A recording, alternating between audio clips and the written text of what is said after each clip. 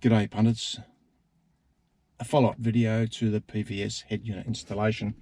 I have mentioned that if it's a straightforward installation, it's just 3 plugs and it's going to be pretty easy. It's just when you start adding the peripherals or the accessories that it gets a little bit more problematic. I've just rung up PVS. There's a mobile phone number on their website if you have a look.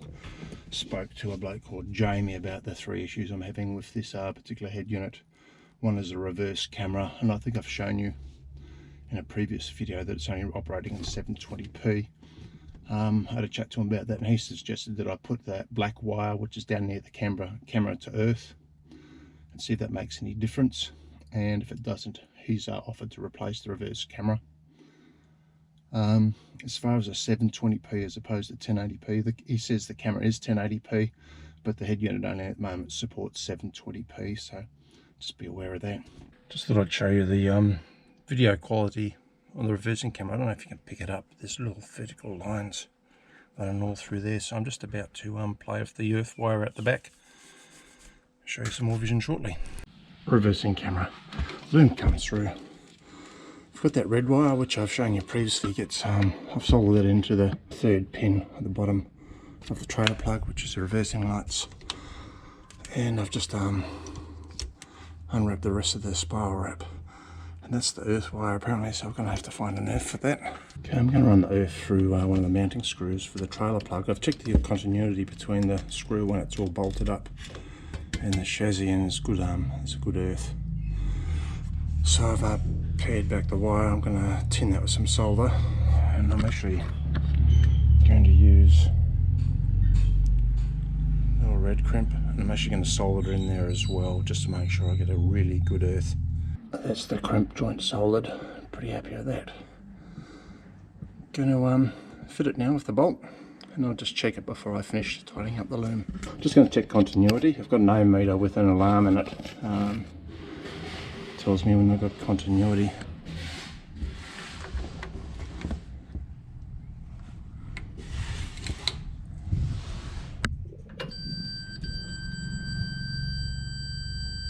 Good earth. Check the vision on the reversing camera now. Oh, there's the vision. Proof is in the pudding. That looks yeah, 100 times better. The external mic. Again, he said that if there's a problem with that, he'll replace it free of charge.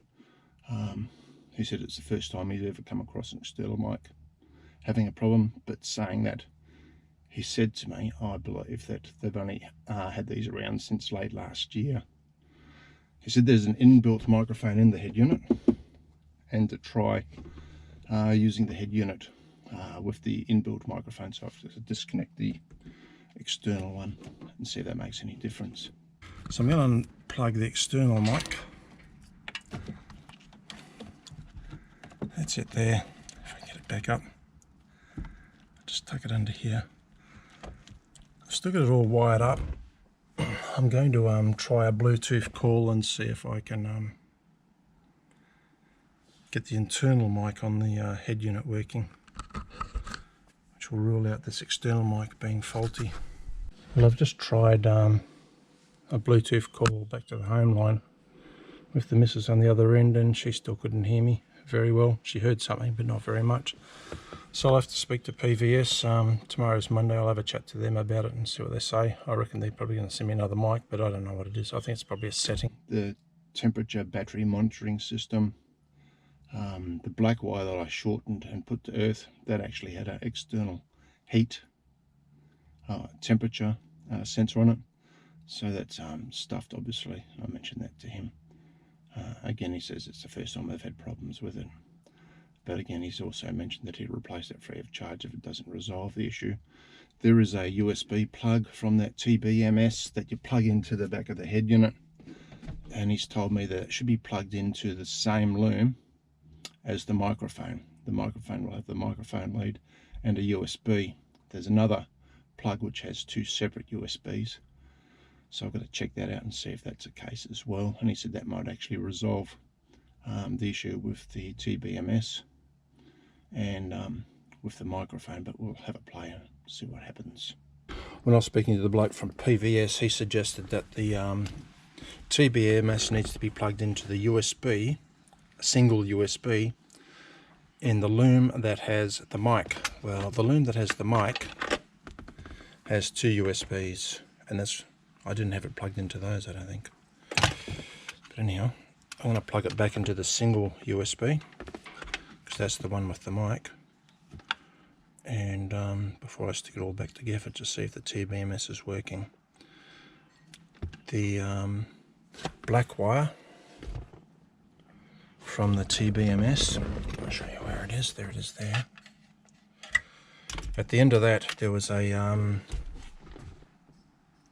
round crimp, insulated, and it actually had a heat sensor on it.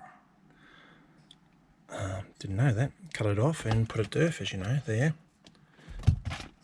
So that's redundant at the moment. I've got the red and black wire from the TBMS hooked up to my main battery. I'll just switch them across the auxiliary battery. That's not going to be a big deal. I've got the TBMS, as I've mentioned previously, stuck underneath the head unit, just there. I've got the outlets for the plugs facing to the passenger side. You can see that there, hopefully. Turn it on. An app thing should come up for the TBMS. Car monitor. Always. So that's the first time I've seen that. Now I've just got to find the app, which I think is over here. TBMS. I've now got an outside temperature, 27 degrees, and main 12.2 volts auxiliary. I've still got the those red and black wire hooked up to the main battery. Yeah, the main battery is not in very good condition. So that now seems to be working well. Fantastic. I've rewired up the auxiliary battery for the TBMS. That's that floating widget I was talking about previously. You can see now it says outside temperature 31 degrees, main battery 13.6. That's probably picking up charge straight off the alternator, and the auxiliary battery 13.1. A little bit later on I'm going to pull this head unit out. Boss has got to go for a drive this morning, so I won't be doing anything now, but a bit later on I'll be pulling out the head unit, and I'm going to get rid of all the redundant wires. I have to pull the head unit out. I'll just use the knife just to get in behind the head unit, just to pop one side, and then I can pull it out.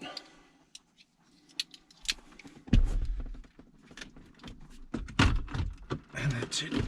And we'll get as much of this wiring out as we can. There. I've got rid of all the wires that I don't want. Some are even just full looms, like the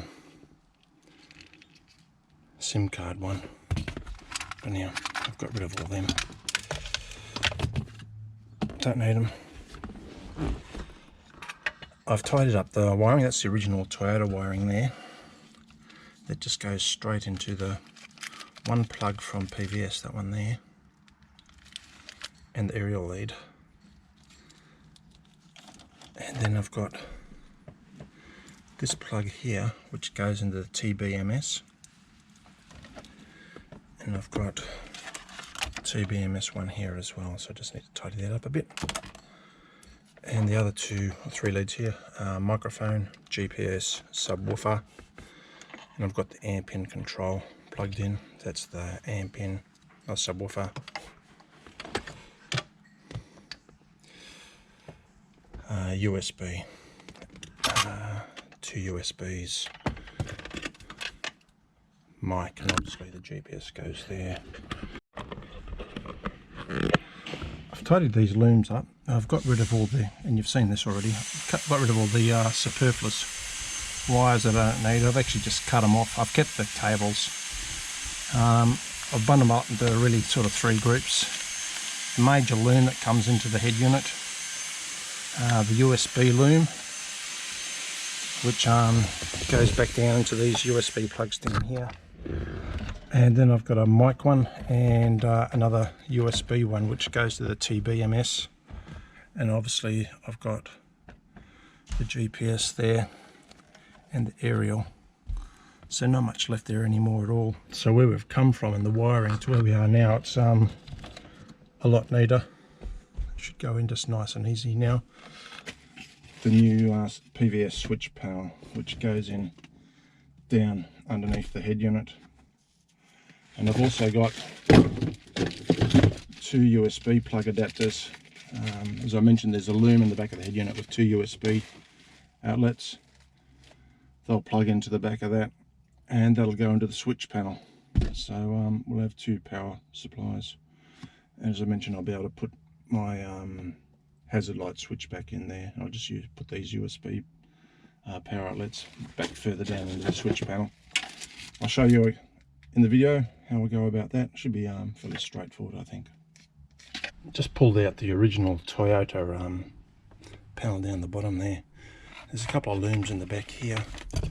One for the ashtray, there's a little light, just a little push plug, and the cigarette lighter, a couple of little push plugs there. And obviously I've got the accessory stuff there as well. 2 10mm bolts, one down there and one down there. Oh, the hazard light. The original hazard light switch is offset because it's up at the top of the dash, and they've supply, PVS it is, a little small one. They don't say how to replace it. I jiggled it around a bit. See those 2 little lugs up the top there? I actually twisted it and pulled it out, and the new one just slides straight in. Just a tip, when relocating the hazard lights down to here, PVS suggested it's probably better off to hook up your loom before you push the plug all the way in, because it's not much space down in here to get your plug in otherwise. With this new switch panel, I've got some USB outlets, so those auxiliary looms just going to plug straight into there. So I'll do that, and then I'll get the switch panel in. Just a little bit on this switch panel that I've got. I had an air compressor switch that was an ARB one. It doesn't actually fit in the Toyota thing, so I have to get a new switch for the compressor there. And I had a double USB power outlet which went with the hazards. They work too, by the way. The double USB doesn't fit in here either, so I'm going to get some replacement switches and put them in there. Well, I've just about finished the complete install for the PVS head unit now. I'm satisfied with the reversing camera being fixed. There's no more lines across it. You would have seen vision on that. Just 2 little issues I've got to sort out now. I've got to get a new black auxiliary temperature lead from PVS for the TBMS unit, and I've got to sort out the external mic, and I'm reasonably satisfied that's just a setting issue. PVS are closed. They were closed yesterday, today through to the 1st of February, so I can't ring them. But I'll give them a ring next week and see if we can sort out this external mic issue, and I'll put a comment in the description. Anyhow, punters, catch you later, eh? Cheers.